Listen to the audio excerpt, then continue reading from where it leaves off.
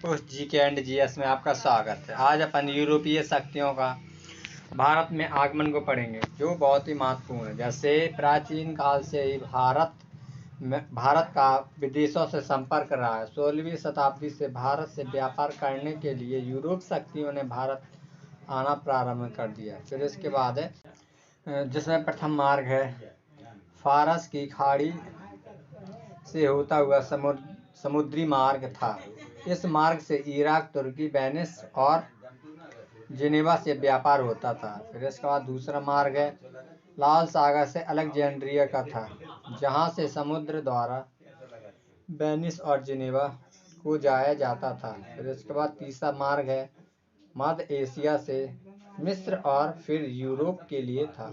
ये 3 मार्ग थे जिससे भारत और यूरोप के बीच व्यापार होता था। फिर इसके बाद है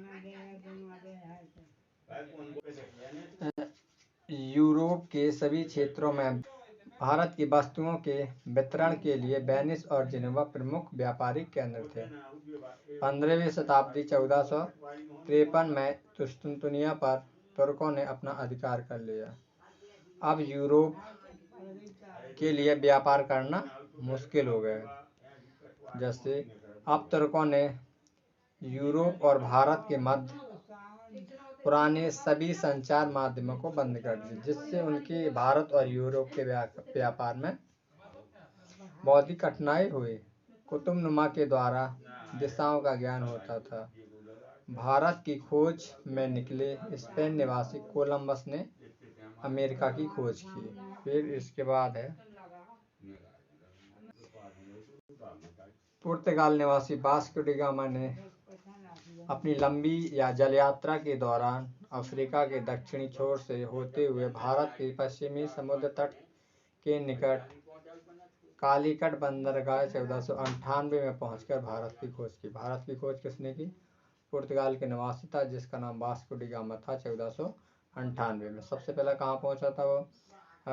अफ्रीका के दक्षिणी छोर से होता हुआ भारत के पश्चिमी तट कालीकट बंदरगाह पर पहुंचा। फिर इसके बाद है भारत में सबसे पहले पुर्तगाली व्यापार करने आए। उन्होंने पश्चिमी समुद्र तट पर गोवा, दमन द्वीप में अपने व्यापारिक केंद्र स्थापित किए। हॉलैंड निवासी को डच कहते हैं। कालीकट, कोचीन, नागपट्टनम तथा चिंसूरा में व्यापारिक केंद्र खोले। इसके बाद जो फ्रांसीसी थे, उन्होंने अपने व्यापारिक केंद्र खोले। जैसे फ्रांसीसियों ने मछलीपट्टनम, पांडिचेरी, चंदनगर, माही स्थानों पर अपने व्यापार के प्रमुख केंद्र बनाए, जिससे उनका जो व्यापार था वो सुगम चलता रहा। अंग्रेजों ने अपने को केवल समुद्र तट तक ही सीमित नहीं रखा, बल्कि सूरत, कैम्बे, अहमदाबाद, आगरा, भड़ौच, पटना, कासिम बाजार स्थानों पर व्यापारिक केंद्र बनाए। फिर इसके बाद है जहांगीर के दरबार में कैप्टन हॉकिंस 1608 ईस्वी में आने वाला प्रथम अंग्रेज राजदूत था। फिर इसके बाद है इसके बाद सर टॉमस रॉ 1615 ईस्वी में जहांगीर के दरबार में आया। पहला बैंक इटली वासियों का था। फिर इसके बाद 1503 में पुर्तगालियों ने अपना पहला दुर्ग कोचीन में स्थापित किया।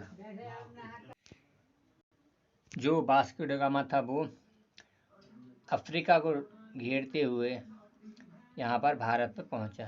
पहले वो यूरोप वासी ऐसा आ जाते थे, कुस्तुनतुनिया वाले रास्ता जो 3 मार्ग थे वहाँ से भारत में आ जाया करते, मगर उसके बाद फिर यूरोपीय कंपनियों के आगमन का क्रम, जैसे पुर्तगाल आए थे 1498 ईस्वी में, अंग्रेज आए थे 1600 ईस्वी में, इसके बाद डच आए थे 1602 में, फिर फ्रांसीसी आए थे 1664 में। फिर इसके बाद है जो अंग्रेज थे उन्होंने अपने व्यापारिक केंद्र खोले।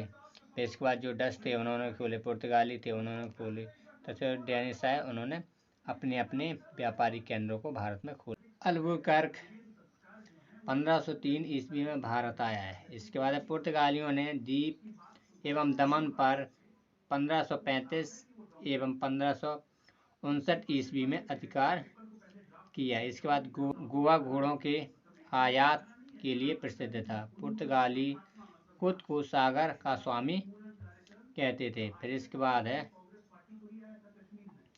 डच ईस्ट इंडिया कंपनी की स्थापना 1600 ईस्वी में होती है। फिर इसके बाद है डच ने अपनी पहली फैक्ट्री 1605 ईस्वी में मछलीपट्टनम में खोली, जो कि मछलीपट्टनम कहाँ है, आंध्र प्रदेश में। भारत आने वाला पहला अंग्रेजी जहाज रेड ड्रैगन था। इसके बाद ईस्ट इंडिया कंपनी की स्थापना 1600 ईस्वी में हुई। अंग्रेजों ने अपनी पहली फैक्ट्री 1611 में मछलीपट्टनम आंध्र प्रदेश में खोली। फिर इसके बाद है अंग्रेजों ने हुगली को 1686 ईस्वी में लूटा। इसके बाद कलकत्ता की स्थापना 1690 ईस्वी में जॉब चारनॉक ने की। फ्रांसीसी ने अपनी पहली कोठी 1668 ईस्वी में सूरत में स्थापित की। फ्रांसीसियों ने बंगाल में चंद्रनगर की प्रसिद्ध कोठी 1690-1692 में बनाई।